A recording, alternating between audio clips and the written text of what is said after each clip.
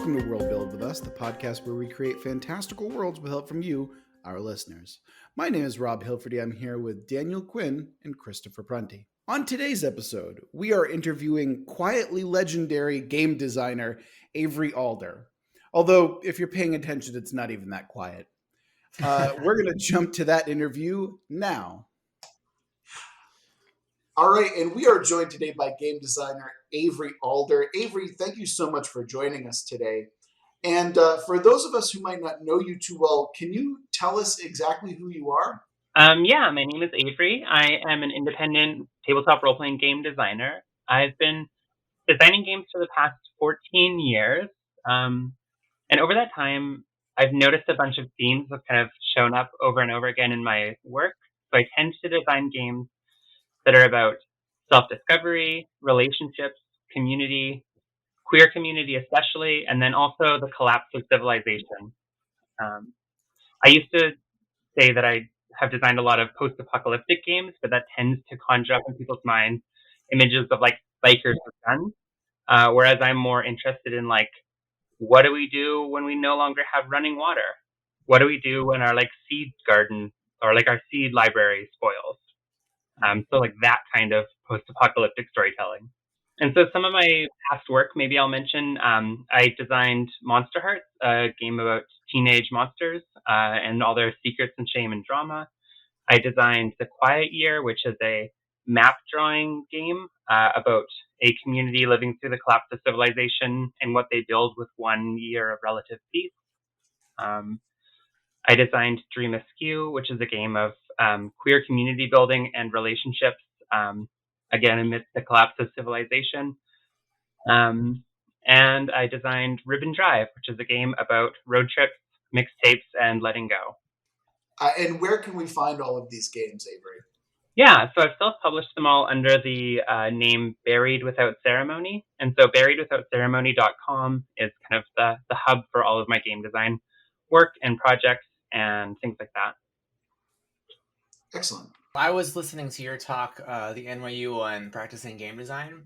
And so I have a couple questions that are not really questions so much as they're like things that you said that I thought really impacted me when I heard them. And I just wanted to get people who haven't seen that talk to let you talk about it more.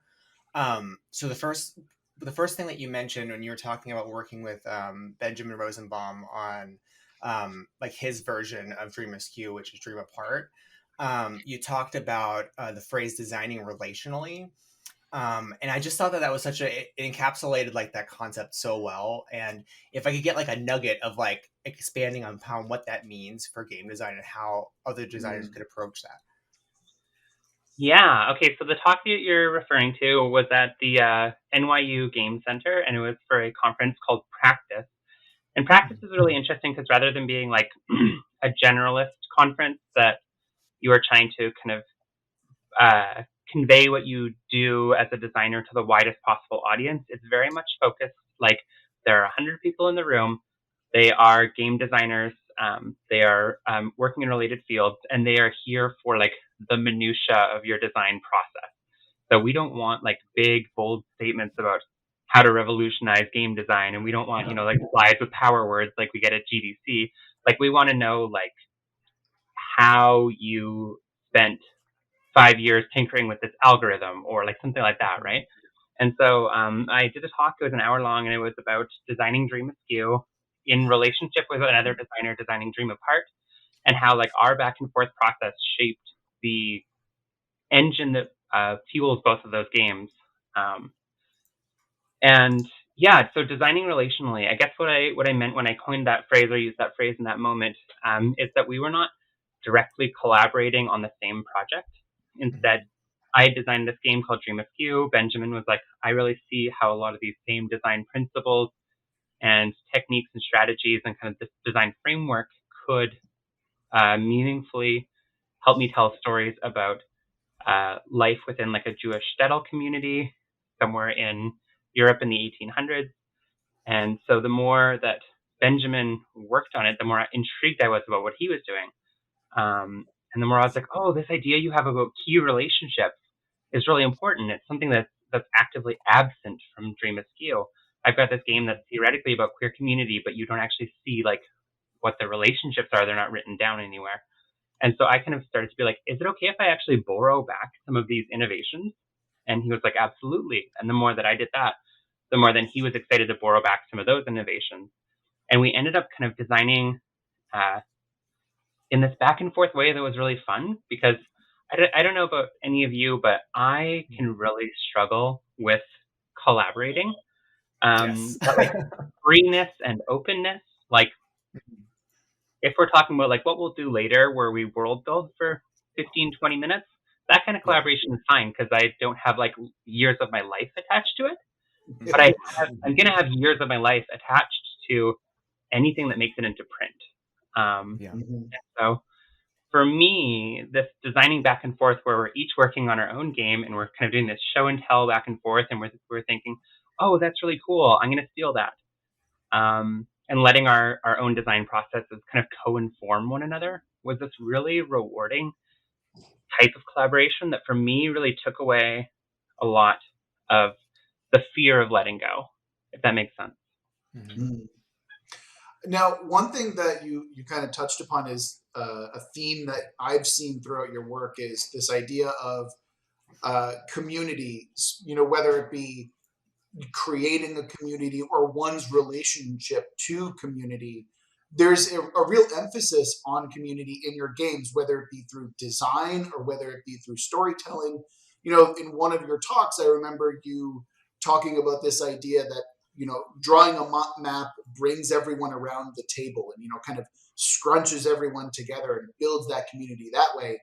And I was very curious when I was listening to that, like, how did you deal with 2020 when that really wasn't possible? Like, as someone who steeps themselves in community, what was 2020 like for you?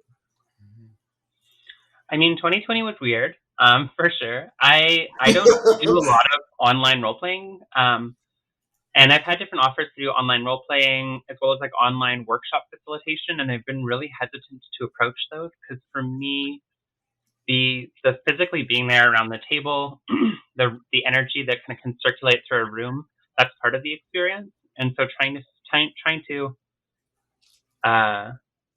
both reconceptualize what it is to come together to tell stories and also to like accept that things can be different and still good has been like a learning process for me over the past year. But it's also, yeah, it's made me think a lot about accessibility in our in this hobby or in this medium in different ways. It's made me think about how we've got a culture that is no longer organized around like households and like neighborhoods, and it's actually kind of hard to pull people together. We've kind of got these specialized interest groups that are scattered like physically across cities. And so I don't know. I've been reflecting on that. And I don't feel like it is totally congealed yet, but it's made me really reflect on like I really want. In 2020 we talked about like having your bubble, the people who you're in a bubble with, and it's made me think a lot about kind of bubble design as well as designing games that can scale to different people's different bubbles. And a lot of people that I know who I'm friends with, like they're living alone in the city or they're living like with one or two roommates who they may or may not be closely connected to in the city. And I kind of design games on the assumption that people can always freely come together and eat together and play together and talk together. And 2020, I guess, has posed a design challenge that I haven't meaningfully addressed yet. I fully agree with you that like there is something that's lost when you're doing it online. I am mostly an in-person gamer. Like there is some energy, there's some physicality to it, to just being around a group of people who you really love or really want to be a part of. And I have felt that pain immensely through 2020 as well, because not being able to game with my friends has been, something that's been a miss there. And again, considering your work and everything like that, I'm so glad to hear that this is something that is incredibly challenging for you as well, because I think there's some level of, like as someone who creates communities, there's some catharsis knowing that it's not just us, who are also kind of suffering and everything like that. Like it does raise some questions because like I'm curious now, like in the past, just my own experience in the pandemic too, is that I've had more role playing recently only because it's been digital, and I wonder like what makes people feel so dramatically differently too. Like although I totally agree that like Mm, that in-person experience is vital, but suddenly there's like a different kind of community, which I think you're talking about. Like these, we have individual bubbles now. Our mm. communities have shrunk, right? So I wonder, how will that change things now that we've had this horrible quiet year, basically, right? Of 2020, Yeah. I mean, sorry to cut in, but Yeah. there was a great bit in one of your books that's basically like that says, the apocalypse. Everyone thinks the apocalypse was happening to everyone all at once, but it Yeah. really Mhm. comes in like waves. And I feel Mhm. like in a lot of ways we kind of approached 2020 from We're like living a in couple of yeah, it. exactly. We're living It's in, it's in Avery's game, it is weirdly prophetic how much Yeah. we're appreciating that. Yeah. Mhm. Yeah, I mean, that's definitely one of the things that I really want to get people to think about when they tell stories in apocalyptic settings or in like collapse oriented settings, is that these dynamics of like power that exist in our real world today, they're not just going to like magically go away. Like it's very, very unlikely that we'll have an even distribution of like Mhm. harm and collapse and shutdown and infrastructure loss. And even in the 2020 pandemic, like we've I think this is one of the pandemics that has hit the globe, regardless of kind of like geopolitical privilege, like fairly evenly. But now we're seeing like responses and we're seeing vaccine rollouts. And I live in Canada. Canada has one of the highest rates of purchasing of the Pfizer and Moderna vaccines so far. And there are other countries, like there are a lot of African countries and South American countries that just are not being given the privilege of buying large stocks of this vaccine, both for cost and supply reasons, right? For privileged buyer reasons. And so these are the kind of things that I think are often missing from post-apocalyptic storytelling, right? Is like there will still be gated communities with television. They will still be Mhm. like they will still be streaming like premium cable channels, and then there will be Mhm. people who cannot get water, and like those two things will continue to exist just like they exist in our real world, but like intensified and exploded and taken to their like illogical conclusions. Mm. Yeah, even even here where there seems to be like more access to vaccines and everything, it's still kind of like a tiered system of uh, administrators or people who aren't even dealing with the public getting the vaccine before workers that deal with the public getting the vaccine. And it's a weird dynamic of everything was this kind of cohesive, hey, we're all in this together. And then when things start to get better, it's kind of the just like, well, we were the same, but now we're not. It's almost as though that's some kind of propaganda used to separate us, Chris. That's crazy. Yeah, we were talking about distribution, right? So this is like tangentially related, but also I think it points back to the systems that we deal with, at least in terms of commerce. You talked a little bit about this when you're talking about learning to trust people in terms of working with your games and using your games or adapting them. And so I wanted to pick your brain about like copyleft licensing, Creative Commons, SRDs, all that stuff.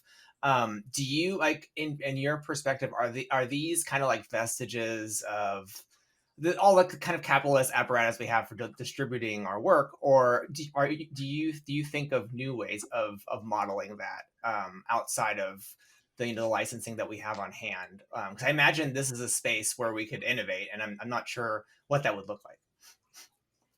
Yeah. I mean, I think that any thoughts that I have on copyright and copyleft and intellectual property sharing, like, absolutely do not scale and are not well thought through.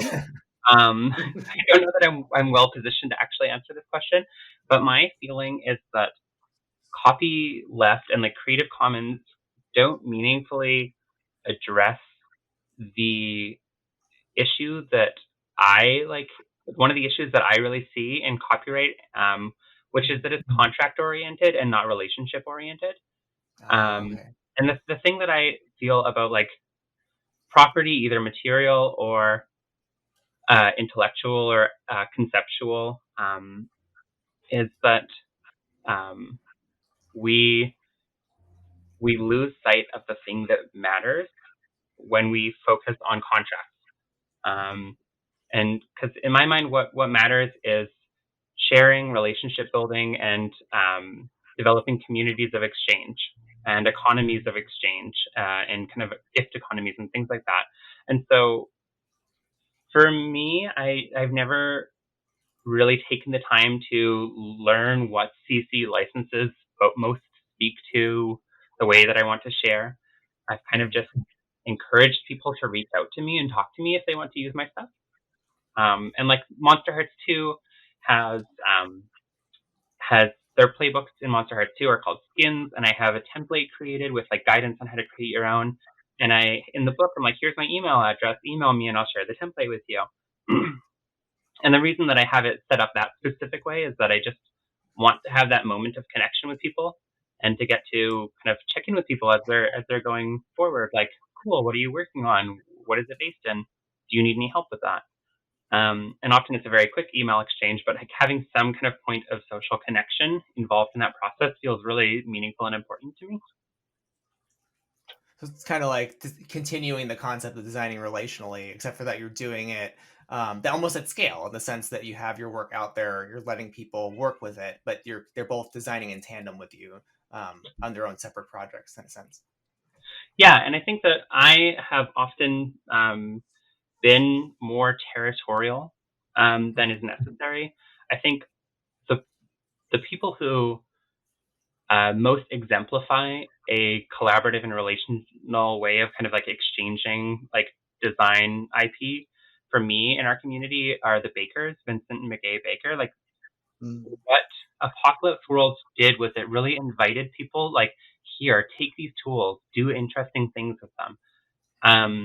And like witnessing that and witnessing how people took that invitation and ran with it, and looking at my own career and looking how much of it kind of has developed from the point of that invitation, it's like it's really humbling, and it like forced me to like recognize like I need to be open and encouraging, and I need to be looking at my work not just like within like its own silo of like how does this benefit me, how does this profit me, how does this boost my name, but also like where are there opportunities to encourage new designers through my own work. In a way that really kind of mirrors your own game design as well. In another interview, you were talking about what it means, to design games that are, working away from powerful individualists, right, who bring welcome change. And in a lot of ways, what you're doing here is kind of doing your own journey of that in a sense, right, where you're trying to be more open and less hoarding like a dragon, so to speak, when it comes to intellectual property. But I'm sure that everyone else can kind of appreciate, once you've created something that you feel is yours, it's very hard to let go. Yeah, I mean it's a difficult like human instinct to overcome, the desire to like covet something and make it smaller, rather than sharing it and making it bigger. And this is a theme that comes up in my games because it's something that I am attempting to teach myself, um, and I'm attempting to learn. That is generally true of all of my games. Like if they're exploring a theme, it's because it's a theme that I am hoping to someday have internalized. Mm-hmm. When you say like an RPG helping you to internalize a theme, that makes me think of Brave Sparrow in particular. And I was just reading through it again like last night, and when I think of like RPGs growing up for myself, I think about how it helped me develop socially in ways that would have been difficult if I didn't have that. Like I'd have to figure it out in the wild, basically, and it gave me an opportunity to do that. And when I'm reading through Brave Sparrow, like I was just struck that the rules of the game, the way that you have to do them, require you to behave that way in the world outside. So you have to be brave. That's part of the game, but being brave is something you do in the outside world. So I hadn't considered before how like a solo RPG works or how it can do these things. So I was just wondering, and we don't get to hear much about how people design solo RPGs. Could you talk a little bit about the process of dealing with all of those games in that collection, and what you bring into designing like a solo RPG? Yeah. Brave Sparrow is really interesting to think about for me, like now from where I am at this point in my life, because I wrote this game about like believing that you are a bird, like you are something that no one else in the world believes that you are, and navigating the world as this impossible thing, and kind of embracing the fact that doing so will make you different, will make you a social deviant. It will require bravery that other people will never be able to really truly register, but that will come to define your life. And yeah, just believing against all possibility that you are this impossible thing. And then, like a year later, I realized that I'm trans, and like retrospectively looking at it, I'm like, oh, that is what Brave Sparrow is about. That's the thing that I was trying to develop, that I was trying to teach myself. But like at the time, I was like, I'm going to write a game where you are a bird, and you just have to learn how to believe that about yourself. And so yeah, the the process of designing independent, like solo role playing games, I think is a weird one. I tend to think about the medium in terms of like, what is it that playing a game alone can do that playing a game with a group is actually harder to do.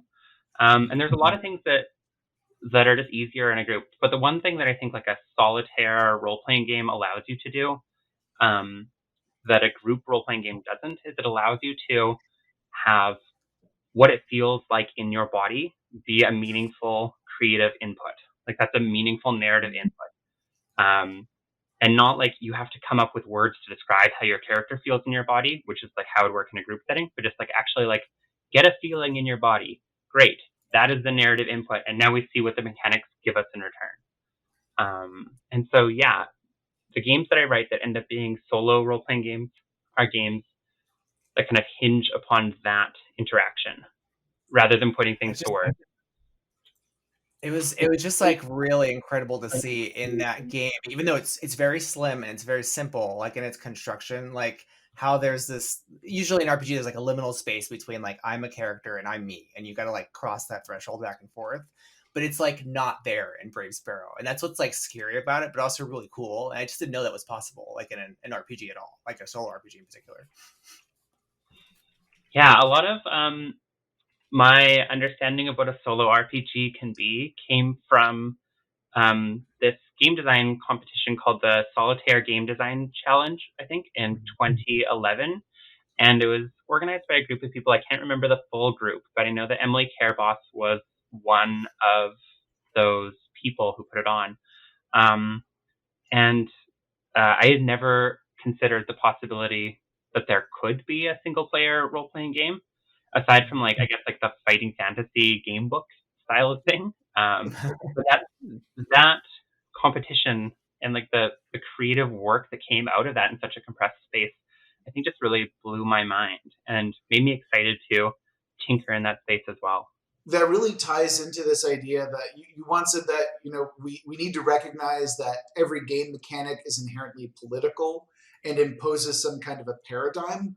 I actually am curious as to whether you believe that's true about communication as well, because I often feel that game mechanics or writing in general, realistically, are an invitation to create dialogue between you yourself or you and other people.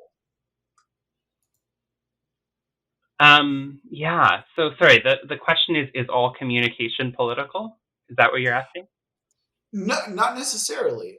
It's more a matter of when you're writing, right? Like you Mhm. believe that it is that your game mechanics are inherently political, right?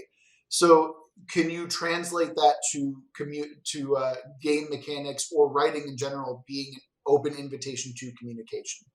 So it's not necessarily political, but an invitation for some kind of a communication, some kind of a dialogue to be created. Yeah, absolutely. I think that part of playing a role-playing game is um, is figuring out how you engage with these structures, and not just like the actual literal game system, but the kind of the world building that is implied by those game systems. Right? You're choosing how you engage with this specific formulation of power and social development, and that's like kind of one of the ways that I think about a game system in general. Like I think D&D, when you read those books, you are presented with a formulation of how power and social development work, right? You gain XP, you gain loot that you are deserving of once you have recovered it. Like all these things, these are all ideas about how the world operates. And whenever you play a game, like you're choosing, like, do I play this straight? Do I attempt to undermine these systems of power? Like, am I working against or with the grain? Um, how do I approach my character's power and social development within this structure? Um, and so I think that yeah, role playing games are an invitation not just to create a story with the tools that you've been provided, but also to think meaningfully, and often like kind of subconsciously and implicitly about what you think about the world that they have presented and the laws of that world that they have presented to you. Oh, absolutely. Yeah. Yes, I forget the name of the game, but it is a collaborative storytelling game similar to The Quiet Year. In it, the one of the mechanics that yours has that it did not was the contempt tokens or the spite tokens, and the I was curious if that was always a part of it or if it was something that came over time as far as its development. I think temp tokens. So we're talking about 2010 to 2012 as the design period for the Quiet Year, and so I honestly don't remember a lot of the details. What I do know is that the very first things that the game had were creative prompts on cards and drawing a map, and you took turns. The cards weren't a deck of playing cards until a friend, Jackson Tegu, pointed out, like, you do know that a playing card deck is a representation of the year, right? There are like 13 um, card values as there are 13 moons in a year. There are 4 suits as there are 4 seasons. Like, and just kind of breaking it down for me, there are like the light and the dark cards. There's the light and the dark half of the year, and it it kind of blew my mind to understand like that is what the structure of a playing card deck is. And so then I quickly incorporated that into the game.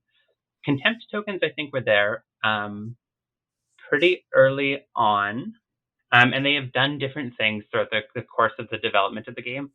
They were kind of like a resource that you spent at one point, and then eventually I realized that like what I wanted was I just wanted this little pile of skulls or red tokens or whatever you might have to be building up in front of players, signifying like, listen, people are uncomfortable. There is tense history here, and there's not really anything you can do about that. You can only choose how you act moving forward to prevent those piles from getting bigger.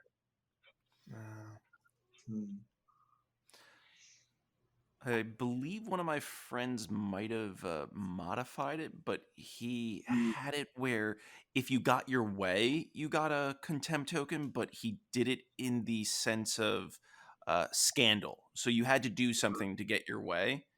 And likewise, it wasn't something that you could spend, but it kind of created this weird social stigma of it just like, hey, you've gotten your way a lot.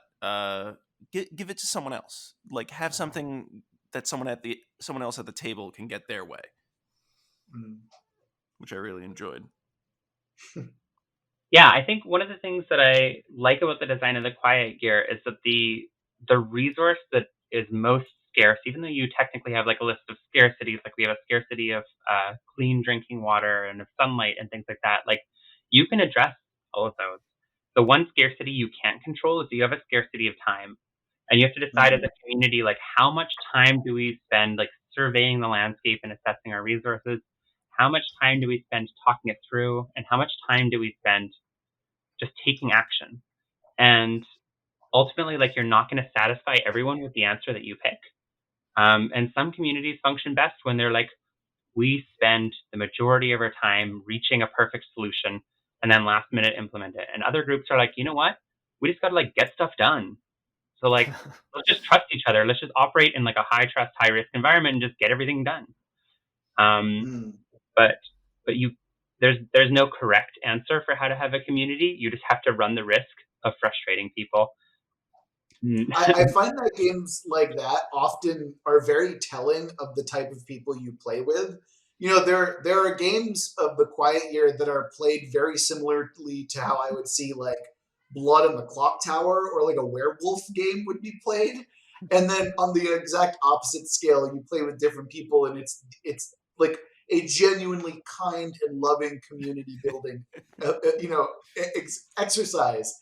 But on the other one, it's like we got to burn the witch. We got to burn, like, oh, that's a werewolf. We got to burn the werewolf. Like Yeah. it's the dichotomy that you express, like, is so telling of the people. And I love the expression of the players that you play. You really get to know people when you play games like that with them. Yeah, I feel like the most telling thing that I ever encounter with the Quiet Year is when people like out of game are talking to me and say like, I really like contempt tokens, but I feel like it's weird that they don't actually do anything. And I always have this like internal like eyebrow raising moment where I'm like, oh wow, if you think that this doesn't do anything, I would feel really uncomfortable with it in a community with you. Because if you think Yeah. me feeling upset doesn't impact your actions, like, whew, that says something. Lack of empathy right there. Yeah. But it's different ways of like conceptualizing what the mechanics say. And I don't think it's like actually like a reflection of that person's deepest, truest soul necessarily. But it's so interesting because I'm like, you know what? I think having a pile of skulls sitting across the table from me and knowing that I am partially responsible for that pile of skulls even existing, like that feels like it is hugely impactful. Like that Mhm. there is an outcome occurring there already because now I'm navigating like from a different emotional like place. You're almost navigating what it means to be complicit, right? In a Mhm. certain way, in some sense. Yeah. But at the same time, like I'm really happy we had that new well. I'm okay with people feeling upset about it. Yeah. I can take us away from the dark stuff. I have some tedious world building questions because we have Yes. to do the world building questions. Oh So yeah. forgive me, Avery, because I'm sure you've answered these 1,000 times. So I'm hoping to pick from the many, very useful Twitter threads that you've archived, like in your Twitter. You should have, obviously, guys, anyone listening, go to her Twitter and look at those archived threads because there's really a lot of great stuff in there. But here's one question. Number one, we asked everyone, what is the number one world building tip you could give to newbie creators who are just embarking on their first game design?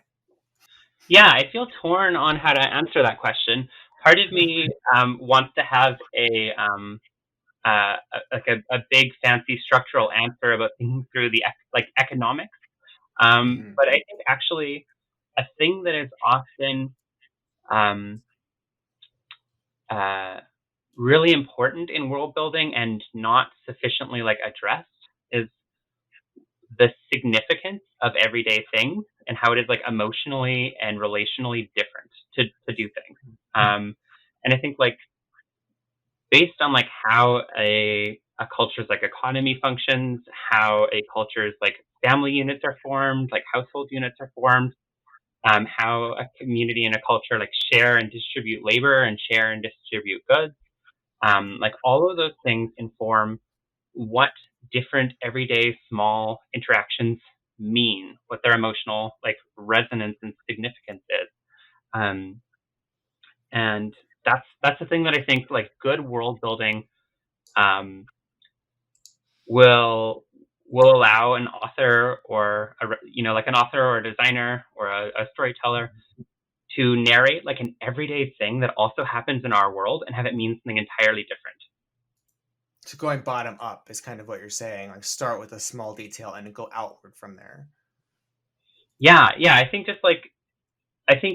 masterful world building allows you to like have a scene where someone pours tea for someone else, but then like leaves the teapot on the table, and you're like, oh shit, like the Galactic Empire is about to crumble. It means so much more from that one image. Yeah, I love that. Exactly. And you Love that. don't have to like change like huge uh things, like you don't have to have warp cores, or you don't have to have like elemental summoning to have a world that is fundamentally different than ours. You can reconfigure like what we already know and what is really familiar to us, and like what we have tactile memories of, and you can rewrite what those things mean. Yeah. Wow. Okay, well, I think that answers that question for me. My next question for you is also broad, but it's something I think we all struggle with. And I know you took a period off to kind of like get things straightened out in your own head because of burnout and various things that were going on in your life. How do we avoid getting to that point, or do we not? Are we not able to avoid it? We've got to get through it. Like, what are your thoughts on burnout with design?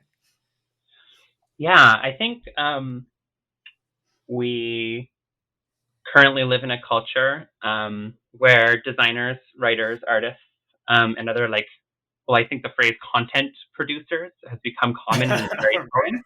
Um, there's this real pervasive, not only idea but like feeling that you need to be creating constantly to be relevant, and for your work to be like meaningfully engaged with other people's work. For your stuff to get played or seen, you need to create constantly. And I know that in 2013, I started a Patreon, um, and Patreon was really cool in a lot of ways. It allowed me to like support myself while working on more experimental and small form design. But I found myself really quickly in a trap that I see a lot of designers today in, with platforms like Patreon, or like Itch, where they are needing to churn out content constantly in order to keep the lights on, or if they're not doing it, as their main source of income, even just like to feel meaningfully engaged in their community. And when I was like 23 and not sick, and I was able-bodied, and I didn't have dependents, the idea of like, I'll just produce a game every single month for $800. Um, that felt like just a thing I could do. But like the moment that I was like, I'm starting to deal with chronic illness, I'm starting to like, as I grow up, like realize that there's a wider set of bills that I'm going to be needing to face. Like it became more and more like overwhelming, and um, that uh, that model of kind of constant content creation, it leaves no room for getting sick. It leaves no room for going on vacation, no room for like, having a friend come from out of town and stay with you for a week, and you can like go and walk by the ocean. Right. None of that, right? Like you have to create content. And the more I got locked into that kind of frantic sense of obligation, the more the game design just like lost any of its charm for me. And so I think um, like I really want people to succeed as game designers, especially like as game designers who are making it as like independent publishers running their own small business, if they want. But like one of my first pieces of advice for anyone who wants to go down that path is like, take a really hard look at whether you actually want to run a small business. And like, Mhm. if you decide that, I'd rather actually just like work at Starbucks or work at an office and design games in my spare time, like that is extremely valid and potentially a lot more sustainable for like your joy of in design than trying to like make a full-time go of it.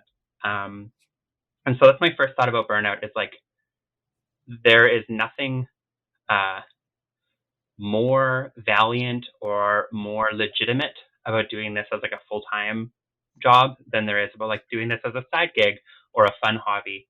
And you don't need to be locked into this idea of like, I'm a full-time content producer in order to consider yourself like quote unquote a legitimate game designer. Mhm. Um, so yeah, that's a thought about burnout, is like, don't set yourself up on the treadmill of constant content production. Don't think of yourself as needing to produce specific quotas in order to be legitimate. And on the financial side, like the way that I support myself and my family is that I, every 16 months or so, put out a title that goes into my like evergreen catalog that is like going to be available and supporting me with a long tail income for years. Um, Mhm. the work that I did It, in 2012 and 2016 pays my bills today more than anything. And I think like that is how I have found game design to be like a sustainable job, and that's how it seems like others who have a sustainable job in game design do it as well. it makes me think what you've just said, I think could be best summarized as one of the rules in Brave Sparrow, which is that you have to witness beauty from time to time, you know? I love that, yeah.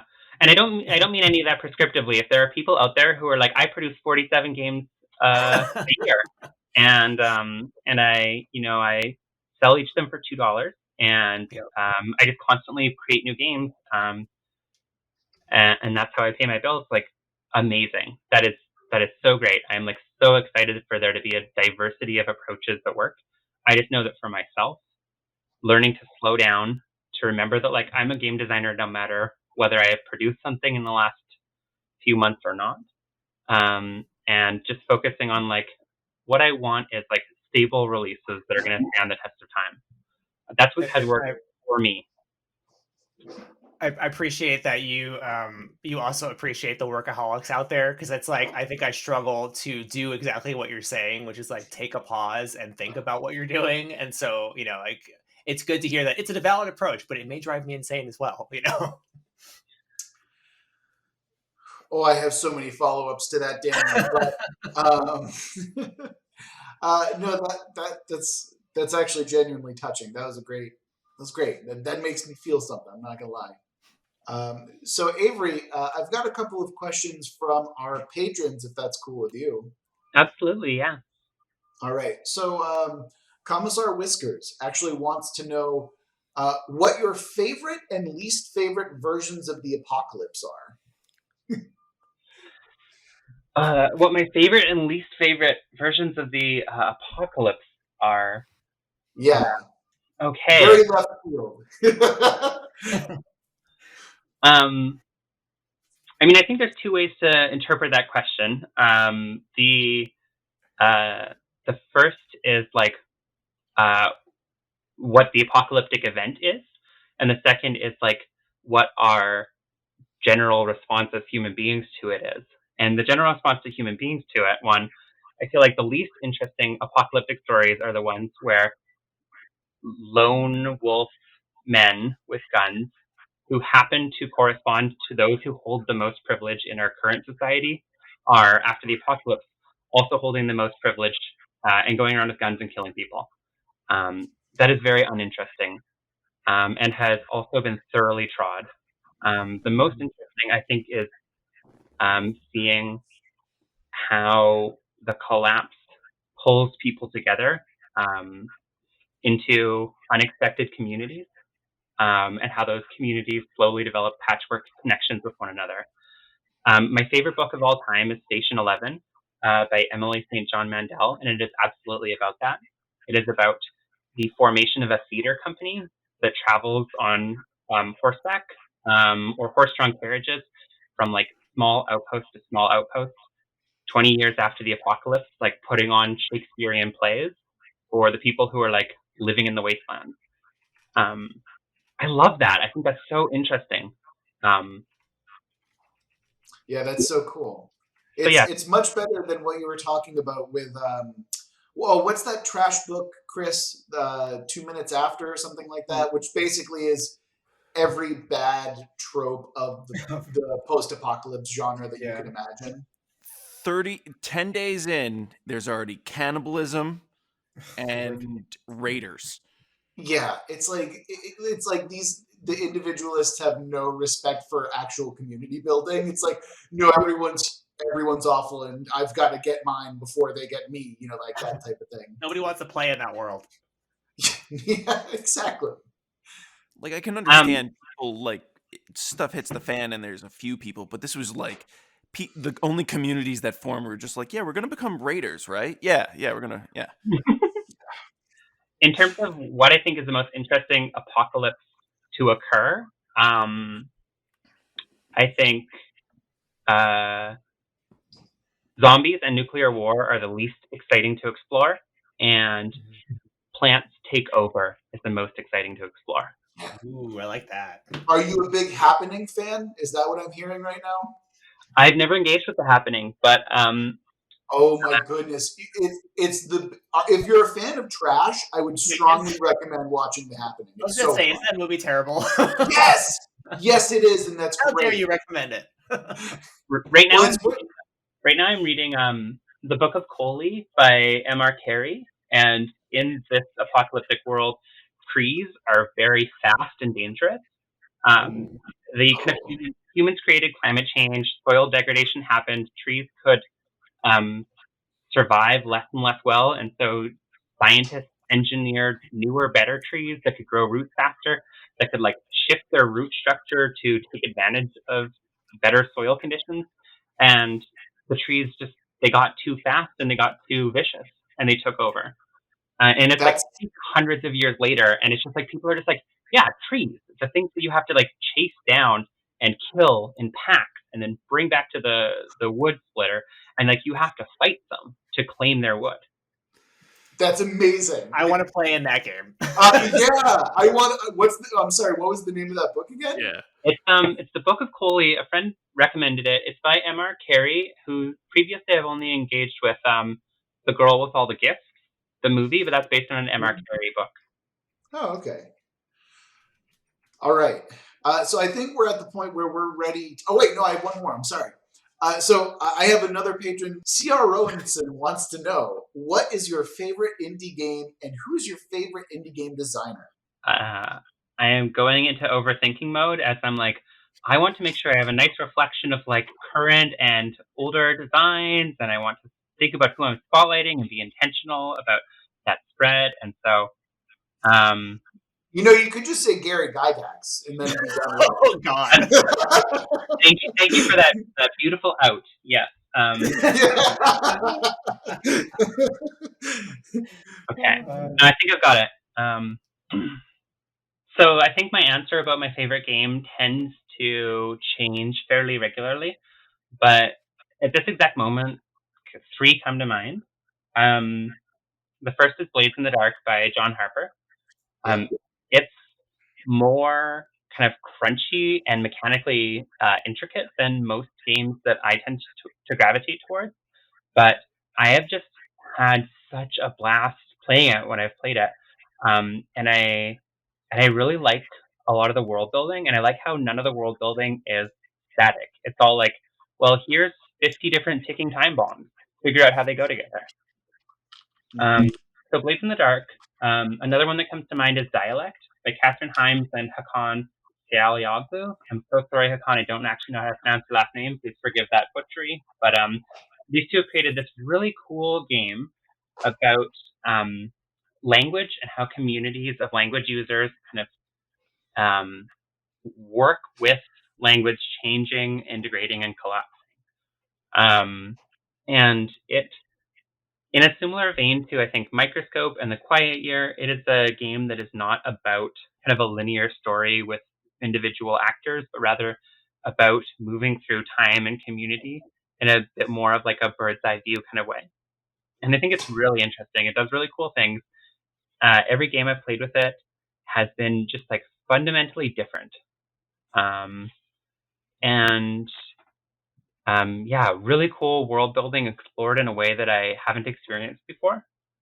And then the third one would be Monster 1244 by Frederick Jensen. And this is a game that I think is out of print, but it is a game about being Cathars under siege by the Catholics. You are trapped in this castle for a year. You know that at the end of the year, like these characters are each going to face a choice. They're going to convert to Catholicism, or they're going to burn at the stake. And there is no like heroic triumph. There is no way to get out of this bind. It's just like you are besieged by a superior force, and you need to slowly come to terms with this decision that you have to make. And it's just that storyline, that refusal to like create heroic moments of kind of overcoming adversity and just being like, no, this is historical. This is what happened. They had this choice and eventually they had to make it. It does something different with kind of the story plotting and with historical games than anything I've seen before. Yeah, and it's just really dark and cool. And then favorite designer, that one feels much harder to answer, but right now I have the privilege of working as a design consultant on Apocalypse Keys by a designer based out of the Philippines named Jamie, and they are just a very cool and kind of prolific designer. They've been designing so many cool things, um, and yeah, getting to work with their design and kind of like learn more about how their design brain uh, works has been really fascinating and cool. And I think my answer of who's my favorite designer um, is probably going to often be like, well, whoever I'm doing a close reading of their text as a collaborator or design consultant at the current moment. But that's my answer right now is Jamie, who's on Twitter at Temporal Hiccup, I believe. Excellent. And with the patron questions out of the way, let's go ahead and transition over to the world building jam. Is everyone ready? Yes. Yeah. All right. So for those of you who might not know how this works, we're going to be rolling some dice and we're going to be creating a fictionalized scenario based on those dice rolls. So first up, we have to pick a genre of what we're going to be talking about today, and that can be between science fiction, fantasy, horror, modern day, romance, or superhero. And we're going to go ahead and start that now. So we're going with the sci-fi or science fiction genre. Next, we're going to be choosing a subject within that, and that can be either between an item, a monster, a place, an historical figure, an event, or a cataclysm. And we've got an event. And finally, we have the archetypal story that we're going to be following. And that's going to be any of the major 7 archetypal stories, whether it be Overcoming the Monster, Rags to Riches, The Quest, Voyage and Return, Comedy, Tragedy, or Rebirth. So let's go ahead and see what we've got here. So we've got Voyage and Return. Now, as our guest, Avery, you have the first go of this idea. We've got a science fiction story centered around an event with an archetypal story of voyage and return. So take your time and take it away. Okay. So the first things that come to mind with that set of prompts is either first contact with an alien species, Mm-hmm. or something like going through a wormhole. Um, I think that any science fiction event about going and returning that is like based on Earth has this like complex challenge of figuring out how to either avoid it being a colonial narrative or uh, deconstruct the fact that it is a colonial narrative. And both of those seem really daunting, which has me gravitating towards space. So yeah, maybe I feel like the first manned mission through the wormhole and back, and like one of those like for us only 10 minutes has passed, but for you it's been 1,000 years. Mm-hmm. I don't know. How do you all feel about that? I love that as a start. Is there any way that we could kind of expand that? So rather than just a singular kind of ship, could we make it be like the first community that goes through, like to kind of go with the theme that we kind of been building so far? Yeah. Okay. So in that case, maybe what we have is a scenario where there are multiple kind of colony ships that are traveling through a wormhole. They're going to kind of establish. I think humans have just really destroyed Earth through climate change. And there are some people who are staying and they're like, we are bioremediators and we're going to fix Earth. But a lot of people are like, actually, we're just going to bail. We found a habitable world. It's through this wormhole. We're going to travel. We're going to experience weird time distortion, but we're going to send 3 colony ships. And we have this 3rd colony ship like showing up like 100 years later than everyone else.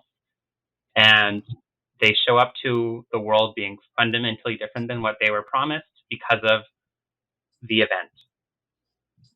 Oh, that's excellent. I just keep thinking of the Michelin Web sketch, The Event. Yes, we all remember before the event. The voyage and return, I think, is almost implicit in what you're talking about, because you've got this 3rd ship showing up late, right, to a world that's now changed. It's already been populated, I assume, in those 100 years. So it's almost like they arrive, and then if they haven't done a good job populating that world, they may have to go back to the world that was being remediated 100 years since.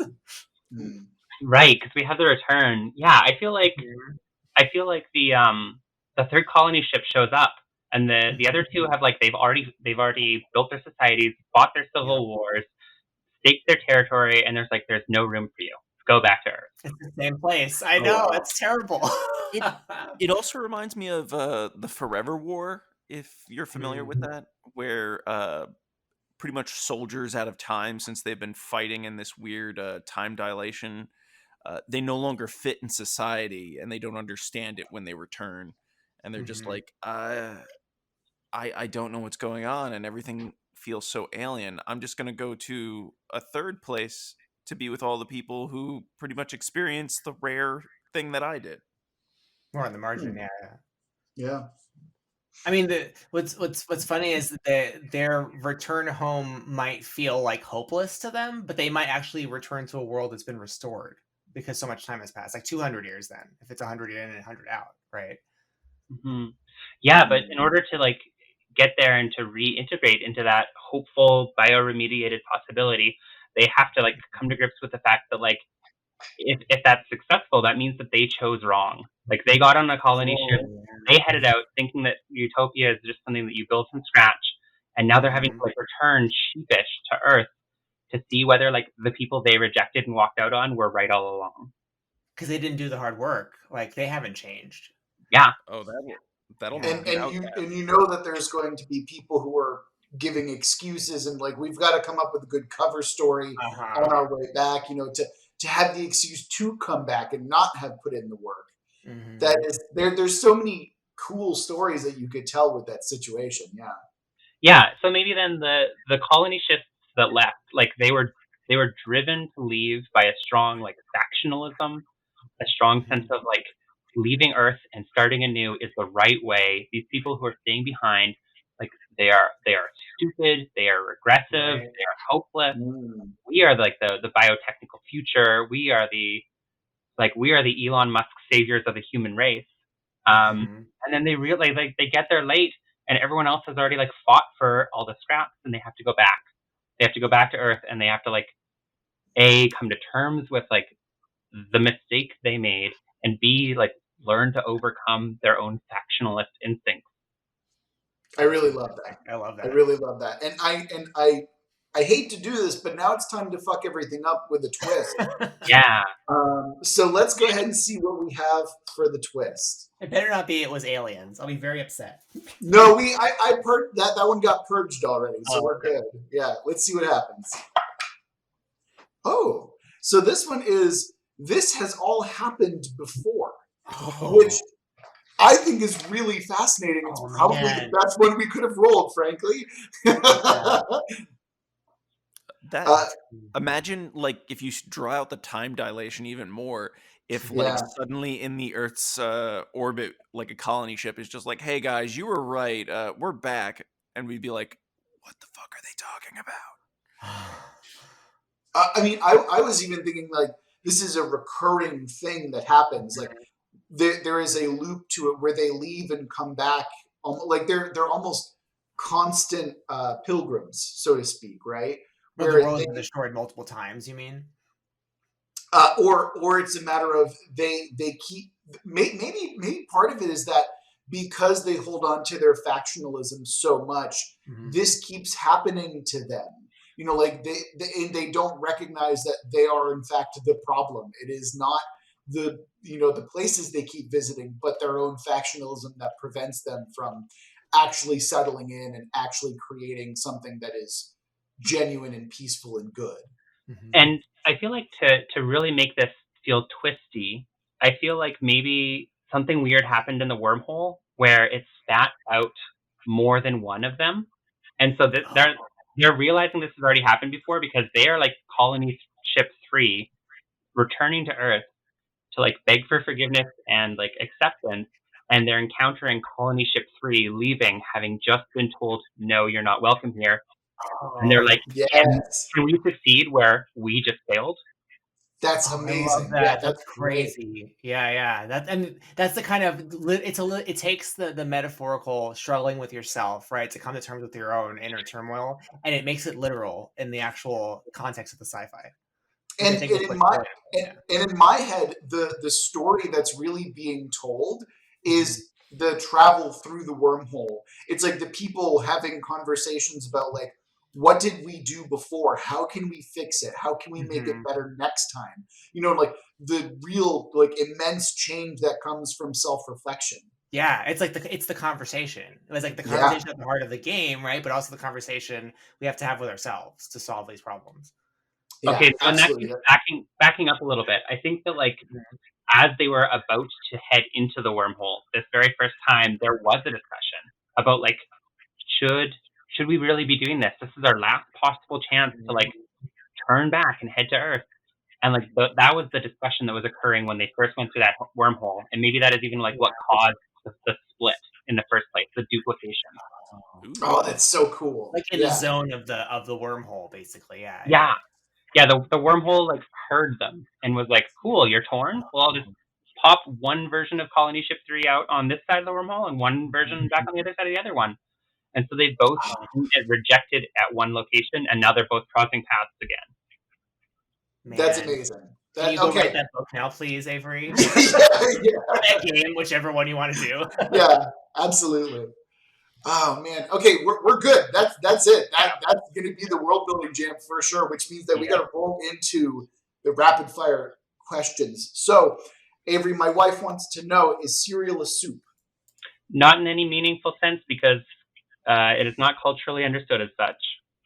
Oh, someone listened to the podcast. Yeah. Okay. I did my research. Very strong opinion.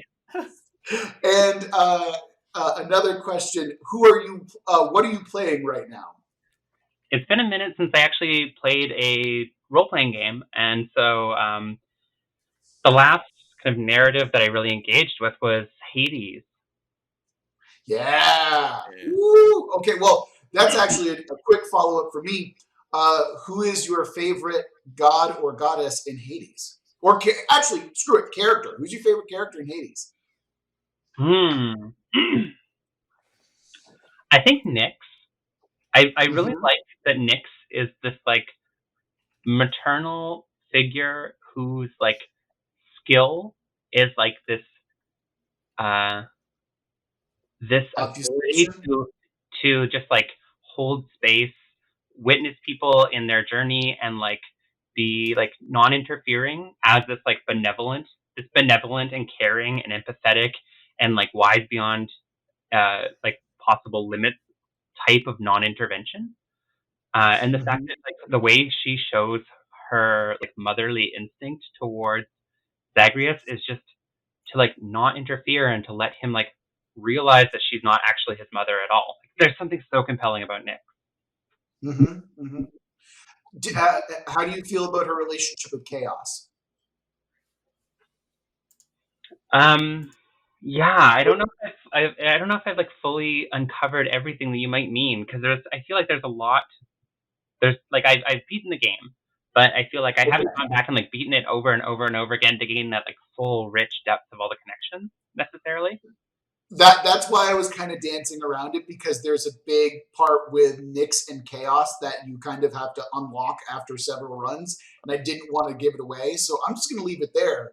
I'm so excited for that. Yeah. We're going to keep it moving on to what have you been reading lately? I have been reading almost exclusively productivity-oriented self-help books, if I'm going to be honest. Yeah. Uh, Atomic Habits, Yes. Indistractable. Yep. Yeah, Atomic Habits was a game changer for me. Every step is actionable. Every like bit of advice. Like I've read several of those books as well, and it's always like there's 24 pages for every actual useful page. And Atomic Habits is like shreds that. It's like no, every page is full of valuable information. It's like so condensed and it's awesome. Sorry, I will gush about Atomic Habits all I want, but continue, Avery. I No, apologize. no, I really agree, and I feel like as a game designer, like part of what I am doing is writing like creative, poetic invitations, but another part of what I am doing is procedural writing, and it behooves me to learn how to uh, write with like a clear, cohesive, procedural voice that is concise, that calls people into action, that is like immediately implementable at in every moment. That's what makes like a good game text in a lot of ways. And Atomic Habits, it was just like a masterclass, like you said, in exactly that. Like I feel like every compelling idea, like it immediately builds on what came before it, and it leads into what is coming next, and it's all actionable. And it's like he tells you like early on, like here are the four principles of this book, and then just like dives into them slowly, and you always like are anticipating exactly what's coming. And yeah, it's it's a master class on how to write a good action-oriented procedural text. And as someone who Mm-hmm. tries to do that for a living, I really greatly appreciate it on that level. Like even before Excellent. you get to what the content is. Yeah. All right, and I'm going to open it up for the quick questions from Daniel and Chris. Go ahead. My one fire question for you is, what is your favorite piece of utopian media? Whether that's a story, a movie, a game, one that you truly love.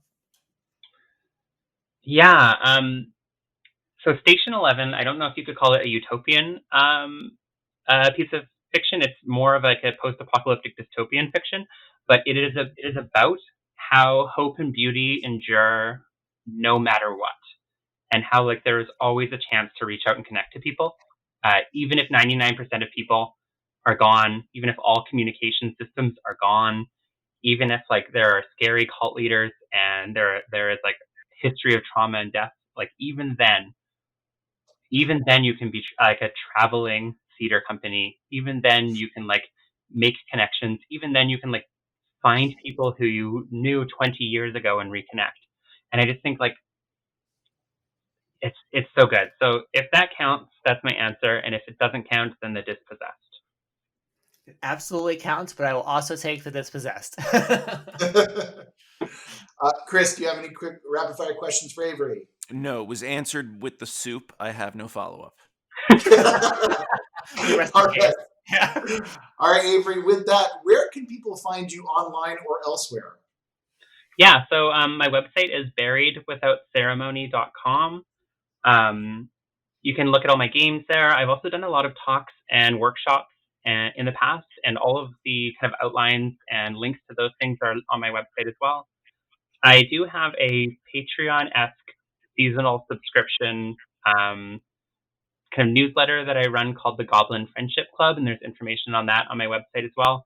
And then finally, my Twitter is Lacking Ceremony. Excellent.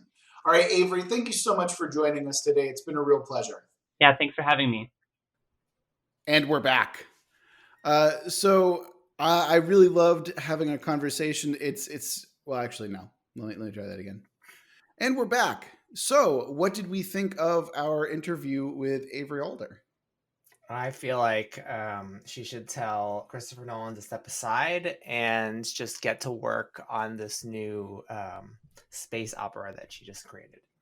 Oh, absolutely. And not only that, but like the idea of creating I feel like the type of world building jam that we had was like so part and parcel with what is like in her in her oeuvre anyway. Yeah, You know? like the whole. I mean, if I had to pick a single word that probably describes Avery Alder's like approach to design, has to be community. And I'm sure that she would agree with that too. But like, yeah, that little jam expressed that pretty succinctly.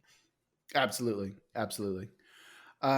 We should probably talk about one other thing besides the jam. What should I bring up? Better subject matter. Let's see. Oh, let me think about it. It's all very intellectual. So I'm trying to think of I something to know, I distill. know. She talked about well, we talked about burnout, which is very practical. Mm-hmm. We talked about rights. We talked about. I didn't get to talk about where she came Oh, from. I got it. Mhm. And to kind of like build off that idea of community, like I loved the idea of like talking with her about, community in the times of COVID and Mhm. her using that as an experience to grow as a game designer and kind of like checking in with herself. Like I love that sense of like humility, but also like using that for a room for growth. Also, of course, I'm going to be nerding out about stuff like Atomic Habits because I mean, like, if I can't nerd out about productivity books, then what am I going to nerd out about? Come on. I would really like to know, and I know that for Alder, like the internet is her thing. Like she's not in social media circles other than like Twitter, and she's not super interested in like role playing games online. But I feel like she would have something to say about the online communities that have formed, especially in reaction to COVID lately. I really want to know. So it's like, Avery, I hope you can get out on the internet and figure this out for us, because I feel like there are things that you can solve that I think other people don't really know how to approach. You realize that she's all over the internet. She has a website. Like, and it's Well, I know, not but just she's that like, she has a website. she's not interested in like role playing digitally. Is what I mean. That's what I mean. I don't know why you're trying to force her into a role she's not comfortable with, Daniel. Want her to solve our problems. Okay, that's fair. That's fair. All right. And that'll just about do it for this episode of World Build with us. Thank you so much for listening. And again, thank you very, very much, Avery Alder, for coming on and having a great chat with us. If you want to have us build your own world, you can submit one to You can submit one to worldbuildwithus@gmail.com, or you can go ahead and tweet us over @Let's Worldbuild. Alternatively, if you want to come join our online community, you can go and do so by joining our Discord. And if you're feeling particularly generous, you can always donate to our Patreon. You can get your own personalized questions asked to our guests, like you might have heard earlier this episode. You can get all sorts of access to patron-only Discord and, other cool stuff like that. But that's not why we do this. We do this because we love you very much, and we're going to get through this together. We'll see you next week.